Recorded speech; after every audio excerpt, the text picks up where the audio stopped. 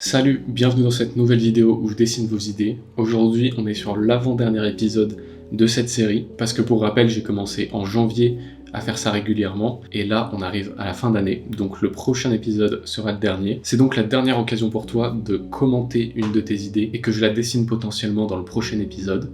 Donc n'hésite pas s'il y a quelque chose qui t'inspire, que tu penses que je pourrais le dessiner, que ça serait intéressant, c'est ta dernière occasion. Maintenant que ça c'est dit, on peut passer à la première idée, avec un commentaire qui me dit « Salut, est-ce que tu pourrais faire un dessin d'une sorte de voyageur des marécages avec une lanterne ?» La réponse est oui, et c'est maintenant. Et je te préviens direct, ça va aller assez vite parce que j'ai trouvé mon idée plutôt rapidement. En commençant d'abord par faire quelques crayonnés de lanterne, j'imaginais un truc un peu creepy parce que c'est un marécage, un peu fantaisiste, parce que l'histoire que je me suis inventée pour ce personnage, c'est qu'il serait un genre de vagabond qui t'aide à traverser les marécages. Donc lui, il vivrait à l'intérieur de ces marécages et il serait une sorte de guide. C'est pour ça qu'il est pieds nus, qu'il marche dans la boue, qu'il a peut-être des taches de boue sur ses habits et qu'il est un peu dégueulasse. Je me suis dit à un moment que je pourrais peut-être lui rajouter des champignons sur son dos ou des trucs qui poussent. Et c'est ce que j'ai fait un peu sur ce dessin. Je l'ai fait courber aussi parce que j'aimais bien cette silhouette que ça lui donnait. J'avais plus mis en avant sa lanterne ici et là je l'ai fait plus tenir un peu comme s'il s'en foutait, il la tient en bas de ses pieds parce qu'il en a même pas besoin. Et aussi je lui ai rajouté un petit sac dans le dos parce que je me dis que s'il fait traverser les gens comme un passeur, il doit récolter un paiement de ceux qui veulent traverser. Donc il le met dans sa sacoche ici, ou alors dans sa sacoche ici que j'ai designé pour le dessin d'après. Mais le truc, comme tu vois ici, c'est que son sac est troué et qu'il y a des pièces qui tombent, parce que l'histoire que je me suis racontée sur ce perso est pour trouver une raison au fait qu'il vive dans les marécages, qui est pas un endroit a priori très accueillant, c'est qu'il serait peut-être obligé par une malédiction, par un dieu ou par je sais pas quoi, de rester dans les marécages tant qu'il n'a pas rempli son sac de pièces d'or. Et la personne qui l'a maudite ou qui lui a fait une malédiction a fait un trou dans son sac, et le gars à chaque fois en gros il prend les paiements et il se rend pas compte que tout ce qu'il met dans son sac, il y a une partie qui tombe et donc sa sacoche n'est jamais vraiment pleine pour pouvoir s'échapper des marécages. Et ça fait des années, des siècles qu'il est là peut-être. J'avais donc ce dessin dont j'étais plutôt content, et ensuite j'ai fait celui-ci. Et en fait ce dessin était tellement stylé, et j'en étais tellement content sur le moment quand je l'ai fait, que j'ai pas eu la force de continuer à faire des crayonnés. Je me suis dit bon en fait c'est bon, on a notre perso en quasi une seule page de crayonné. J'ai essayé de détailler ici quelques petits trucs, genre sa capuche, sa main, parce que là il a la main le long du corps, alors que ici il était en train de, dans ma tête il était en train de prendre l'argent que les gens lui donnaient, et ici il était en train de dire aux gens genre suivez-moi. Donc c'est un truc que je vais rajouter sur ce dessin au final, mais que j'ai crayonné séparément, et j'ai fait une petite bulle de dialogue et je me suis dit que ça serait intéressant de l'ajouter sur ce personnage, comme si c'était une BD. Et donc voilà pour les crayonnés, assez rapide, assez simple, et je suis évidemment parti de ce dessin pour le mettre en digital. Alors ce que j'ai commencé par faire directement, c'est voir si je pouvais pencher un petit peu sa silhouette, comme ce que j'avais fait sur les crayonnés précédents. Au final, je suis quand même resté pas mal fidèle au crayonné qu'il y avait de base, et j'ai juste un tout petit peu abaissé sa tête. Et ensuite, j'ai regardé quelle position il pourrait avoir avec sa main. Donc là, je suis parti sur l'idée qu'il fait un signe de la main pour dire aux gens de le suivre. Et j'ai testé une version avec son bras un peu plus ouvert, mais je trouve que ça donnait un peu trop d'énergie à ce personnage, que j'imagine peut-être un peu plus lent, avec des mouvements plus lourds, plus lents. Donc je suis parti sur une main qui est beaucoup plus proche de son corps et plus fermée dans le mouvement. Ensuite, une fois que j'avais un truc global qui me plaisait, je suis allé détailler les vêtements, sa bourse et ses petites cordes. Et un endroit où je me suis beaucoup amusé et challengé, c'est la partie basse de son corps, c'est là où ressortent ses pieds avec sa genre de robe tunique qui est déchirée. Donc ce que j'ai fait, au lieu d'aller directement avec ses habits déchirés, c'est que j'ai dessiné tout comme si c'était neuf, en prenant bien le soin de faire tous les plis à l'intérieur, à l'extérieur et tout, pour bien le visualiser en 3D dans ma tête, et ensuite à l'intérieur de ces formes, je suis venu découper les déchirures. Ce qui fait qu'on arrive sur des formes hyper complexes, et des mouvements de plis et de layers qui passent les uns sur les autres assez compliqués, que j'aurais pas pu faire si j'avais pas fait ce crayonné au préalable de tous les vrais plis comment ils étaient. Et je trouve que ça ajoute vraiment du volume et une dimension de profondeur à ce dessin. Et ensuite je suis parti sur les lines et en coloriant l'intérieur et les plis de ses vêtements juste en noir et en faisant des hachures pour garder un peu de texture et pas juste faire tout un aplat noir à l'intérieur. Et ensuite en rajoutant les couleurs et en rajoutant les petites taches qu'il a sur ses pieds et sur le bas de sa tunique, avec justement ces ombres déjà créées par les lines, je trouvais que le dessin avait quasi l'air déjà fini. Du coup ce que j'ai fait c'est juste rajouter un petit dégradé sur ses pieds pour qu'on comprenne qu'il y a sa tunique qui est par-dessus et qui quand même fait un peu d'occlusion ambiante et qui cache la lumière. Mais sinon sur le reste, j'ai pas rajouté d'ombre, et j'ai juste rajouté un peu de texture sur la mousse qu'il a sur son corps et de la petite lumière qui sort de sa lanterne. Et avec ça, le dessin était fini. Et voilà donc pour ce voyageur des marécages avec une lanterne. Je suis archi content du résultat. Je suis notamment très fier de la partie déchirée de ses vêtements avec les différents plis qu'il y a dessus, qui ont été marrants à faire, mais j'ai été content de me challenger à essayer de faire des vrais plis et pas juste un truc tout droit qui est déchiré, qui rend stylé, mais qui aurait été un peu trop simple à faire. Je suis content du rendu global, du coup sans ombre très forte et avec un peu de texture. Et c'est un truc que je garde un petit peu dans un coin de ma tête pour le futur, que je peux faire des dessins dans ce style et que ça rende bien. Et enfin, je suis content de la petite bulle de dialogue qu'il a, parce que ça rajoute au personnage, ça donne un côté un peu BD, un peu histoire, qui personnellement me touche beaucoup, que j'aime bien, et que je pense j'aurais pu rajouter sur d'autres dessins, si j'y avais pensé sur le moment et si le personnage s'y prêtait. Et en parlant de BD, c'est la transition parfaite pour te parler de la BD que j'ai faite l'année dernière, qui s'appelle La Vengeance du Père Noël, et qui est, je trouve, le meilleur cadeau que tu puisses donner à quelqu'un de ta famille ou à quelqu'un que tu connais. Si t'as pas fait encore tes cadeaux de Noël, que tu sais pas quoi leur offrir, bah je te recommande ça. C'est une BD que j'ai faite l'année dernière sur 7 mois. C'est 13 pages de BD et une quinzaine de pages de making of, où je te montre les crayonnés que j'ai fait, les tests de personnages, les tests de couleurs, etc. C'est en auto-édition, c'est financé de ma poche, et elle est dispo sur mon site internet qui est dans la description. Si tu la commandes au moment où cette vidéo sort, tu auras le temps de la recevoir pour Noël, et pour l'offrir aux gens que tu aimes. Publicité finie, on peut passer à la deuxième idée, qui est donc une entité supérieure, du style la représentation du temps, en train de se faire cuire un œuf ou quelque chose de lambda comme ça. Et avant de réfléchir à quelle activité un peu banale pourrait faire ce personnage, je me suis dit que j'allais plutôt chercher à quoi il ressemble et comment je pouvais représenter le temps. Je suis parti donc sur un personnage avec des formes de sablier. Donc j'ai pris des petites images sur internet, des petites refs, et j'ai essayé de partir là-dessus parce qu'évidemment une montre, je trouve que c'est assez moderne et assez trivial pour représenter le temps, alors qu'un sablier c'est quelque chose de plus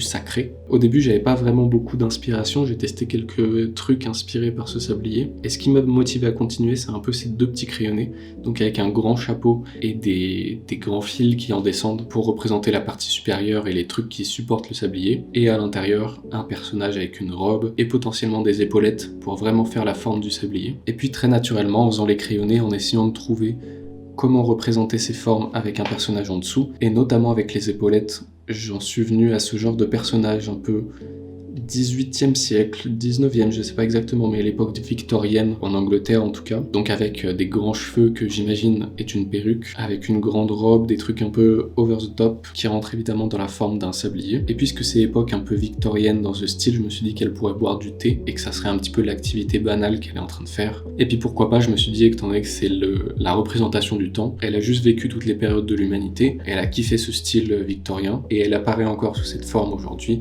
en buvant son petit thé et en écoutant les petits ragots des humains. Et ensuite j'ai fait ces 3 crayonnés en essayant de détailler de plus en plus sa robe, en me basant sur ce crayonné que j'avais fait là, et en rajoutant par exemple en bas de sa robe ces petits froufrous, ces petits trucs ondulés qui viennent rajouter des détails et des trucs intéressants qui seront utiles aussi pour la mise en couleur, on verra ça après. Mais globalement j'étais très satisfait de ce crayonné, donc je suis parti là-dessus pour le dessin final. Et pour le début de ce dessin, comme tu peux le voir, il y a beaucoup de choses les unes sur les autres, parce que j'ai fait une petite perspective circulaire, un peu fisheye, comme je fais d'habitude sur ces dessins. Par-dessus ça, j'ai rajouté la line of action, que je fais pas souvent pour mes personnages, mais qui là, je trouve, se prêtait bien. Donc c'est ce trait que j'ai fait en bleu ondulé, que le corps du personnage va suivre, et c'est juste pour être sûr que, étant donné qu'elle est dans une pose très statique, qui est quand même un peu de mouvement et de naturel dans sa position, qu'elle soit pas toute droite non plus comme un robot. Et par-dessus, j'ai dessiné du coup un sablier un petit peu déformé avec plus de poids sur le bas, pour m'assurer que le personnage rentre à l'intérieur et que ça se lisse toujours comme un sablier, même une fois que je rajoute les détails par-dessus.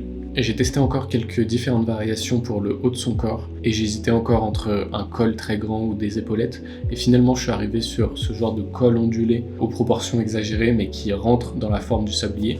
Et j'ai bien kiffé, donc je suis parti là-dessus. Et en plus, c'est en cohérence avec tout le reste du design et de sa robe qui a ces trucs ondulés. Ce que je fais ici, c'est juste un crayonné des couleurs, parce que étant donné que je sais que je veux que ça ressemble à un sablier, il faut que je fasse en sorte de dessiner des éléments que ensuite je pourrais mettre dans les bonnes couleurs pour faire penser au sablier. C'est pour ça qu'en faisant ce crayonné des couleurs, je me rends compte qu'il faut plusieurs layers, plusieurs épaisseurs sur sa robe, pour faire cette espèce de triangle qui symbolise en gros le sable qui tombe dans le sablier. Et en même temps, il me faut en bas de sa robe quelque chose qui délimite la couleur du bois ou du métal du sablier. Et pareil pour ses cheveux, parce que je peux pas les faire de couleur vraiment dorée, un petit peu comme ce que j'ai fait. Donc va falloir rajouter des choses par-dessus ses cheveux pour pouvoir placer ces couleurs. Au final, je vais même pas utiliser ces couleurs pour le dessin final, mais c'était juste utile pour me projeter dans les différents éléments que je vais avoir besoin. Et ensuite, tout simplement, on part sur les détails, et ça a pris pas mal de temps parce qu'il y a plein de plis et plein de différents layers d'habits les uns par-dessus les autres. J'ai vraiment poussé le côté vêtements ondulés, je sais pas comment ça s'appelle, mais le fait que vraiment ça fasse des courbes, et j'en ai mis à peu près partout là où je pouvais en mettre. Et pour cette partie avec les vêtements ondulés, j'ai un peu galéré parce que je voulais que ça suive la perspective, donc que les layers les plus hauts soient vraiment vus de dessous et que petit à petit ça s'incline et qu'ensuite on voit les mêmes ondulations mais vues de dessus. Et j'ai un peu galéré pour que ça rentre bien, mais au final je suis vraiment content du rendu.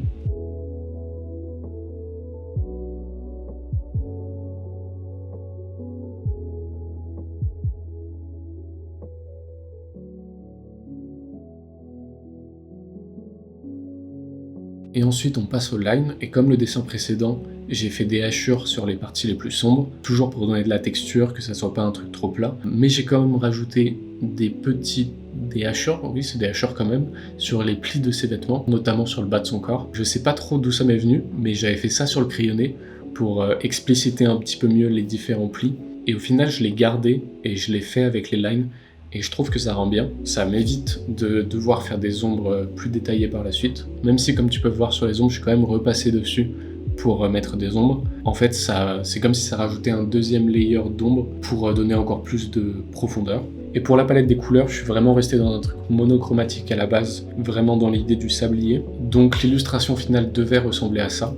Et ensuite, je lui ai envoyé à un pote qui m'a suggéré de rajouter du make-up vert sur ses yeux, et aussi peut-être un peu sur sa tenue. Et j'ai fait quelques tests et je suis arrivé avec ça, qui je trouve rajoute un peu de diversité dans les couleurs, mais sans que ça soit trop voyant. Et avec ce petit détail, le dessin est fini. Voilà donc pour cette entité qui représente le temps en train de faire une action un peu banale, cette déesse du temps qui est en train de siroter son petit thé. Je me suis amusé de fou sur les plis des vêtements, sur les formes de ses cheveux et tous les petits détails qu'elle a sur elle. Je suis content du résultat final, même si je sais pas si tu montres ça à quelqu'un, est-ce qu'on se douterait que c'est la forme d'un sablier ou pas. Au final c'est un dessin cool, et derrière si tu t'y penches vraiment ou si on te le dit, tu te rends compte que c'est la forme d'un sablier et c'est encore plus cool. Donc je suis content, même si c'est pas évident. Mais voilà pour les 2 dessins de ce mois-ci. Les dessins sont faits, on peut maintenant parler de l'artbook, parce que si tu n'as pas suivi la dernière vidéo, tous ces dessins que j'ai faits depuis janvier vont finir dans un artbook avec tout leur crayonné, et on pourra voir toute la création de l'idée du dessin au crayonné jusqu'au dessin final. Le tout dans un artbook avec ses 25 personnages. Jusque là on en a 25, et à l'épisode prochain j'en ferai 2 ou 3, donc ça fera pas mal de pages. Et j'ai fait quelques tests que je t'ai montré dans la vidéo précédente, et le point sur lequel je bloquais notamment, c'était la page de présentation des idées. Et il y a 2 commentaires qui m'ont suggéré de donner plus d'espace à cette page justement et à ces idées, de mettre le texte en grand sur une page en couleur pour commencer chaque partie de personnage de manière bien distincte. Et j'ai fait quelques tests, je vais te montrer ça tout de suite. Donc pour rappel, voilà à quoi ressemblait le titre que j'avais, en mettant d'abord le titre et en dessous le texte d'introduction de cette idée. Ce que j'ai fait, c'est de tester sur un autre personnage, donc ce personnage si tu t'en rappelles, tester ce que ça donnait si je faisais moi-même le texte, que je l'écrivais à la main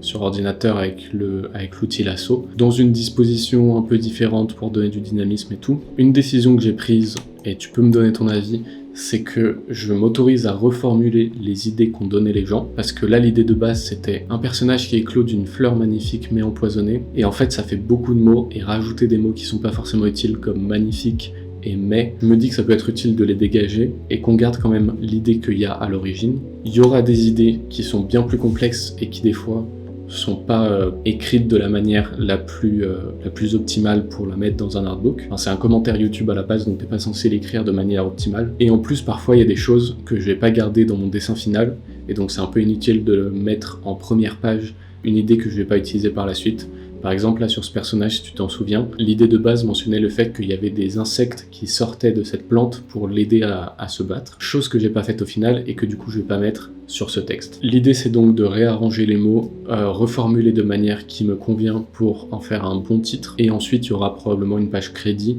où je mettrai le nom de la personne qui a commenté ça et le commentaire en entier. Ceci étant dit, comme tu peux le voir là-dessus, il y a des idées avec beaucoup de mots et des choses que je peux pas vraiment enlever.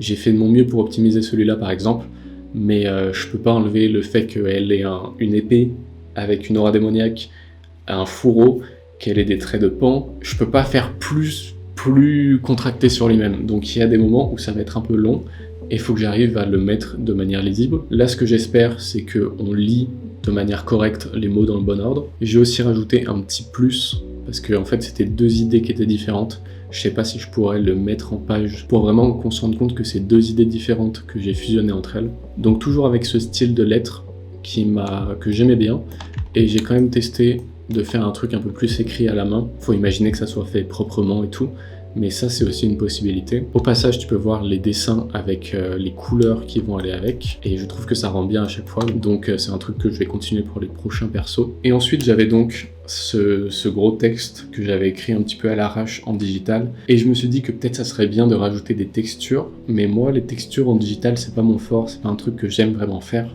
Je me suis dit que peut-être une solution c'était de le faire en traditionnel et ensuite de le scanner pour avoir les textures du crayon à papier ou du stylo que je vais utiliser, et ensuite de le réimporter ici, de le mettre dans la bonne couleur, voir ce que ça donne, et c'est exactement ce que j'ai fait.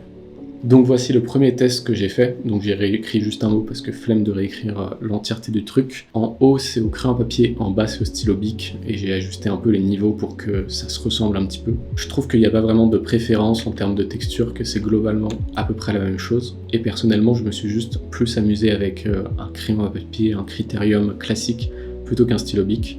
Donc je vais potentiellement partir sur la version du haut. Et ensuite j'ai mis en blanc pour faire comme ce que j'avais fait à la base, qui était le fond de couleur et le texte en blanc. Et là je suis un peu moins convaincu parce qu'on voit beaucoup la couleur du fond à travers le texte. Ça me donne un peu l'effet de photo mis en négatif et je sais pas trop si ça me plaît. C'est pas non plus horrible, mais voilà, j'ai un petit peu des doutes pour le moment. Et ensuite j'ai testé sur fond blanc de le mettre avec la couleur, ce qui je trouve rend mieux que sur cette version. Le problème étant que l'artbook, il y aura beaucoup de pages qui seront blanches avec des crayonnés par-dessus, et donc là c'était l'occasion de rajouter de la couleur, de faire un peu une page entière de couleurs pour vraiment bien démarquer chaque partie. Donc je ne suis pas encore décidé là-dessus. Si tu as des idées, des choses que tu vois que je pourrais faire, n'hésite pas. Et si tu te demandes comment j'ai fait pour réussir à avoir un scan tradi aussi qualitatif et en gardant toutes mes textures et tout de ce que j'ai fait à la main, eh bien j'ai tout simplement investi dans un petit scanner qui fonctionne archi bien et qui me permet d'avoir des scans de qualité comme ça. Précédemment sur ma BD, il y avait une partie où on voyait les crayonnés et là j'avais juste pris en photo les différents crayonnés. Ça fonctionnait bien et la qualité était ok. Mais là, vu qu'une grande partie du livre va être composée des crayonnés que j'ai fait, je me suis dit que ça valait le coup de mettre de l'argent là-dedans. Je crois qu'il m'a coûté 50 € ou un truc comme ça, donc c'est pas extrême non plus. Et je suis très content de la qualité finale. Là, c'est même pas au maximum de la qualité que ça peut donner, mais ça rend super bien et les crayonnés rendront super bien. Je peux même te montrer les crayonnés de cette vidéo que j'ai scanné avec ce scanner. Et voilà un petit peu le résultat. Et ensuite, moi, je l'ai édité et découpé pour un peu les recaler à l'intérieur du livre.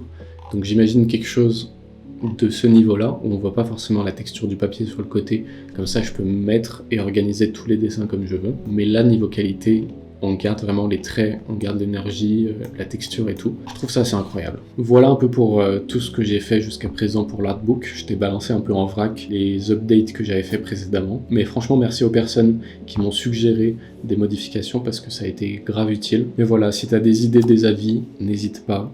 Écris-moi tout ça en commentaire si tu as des idées pour la prochaine vidéo, pour les derniers dessins de cette série déjà. N'hésite pas, moi je te dis à bientôt, à la prochaine vidéo qui sera probablement en 2026, début janvier. En attendant, dessine bien, ciao, salut.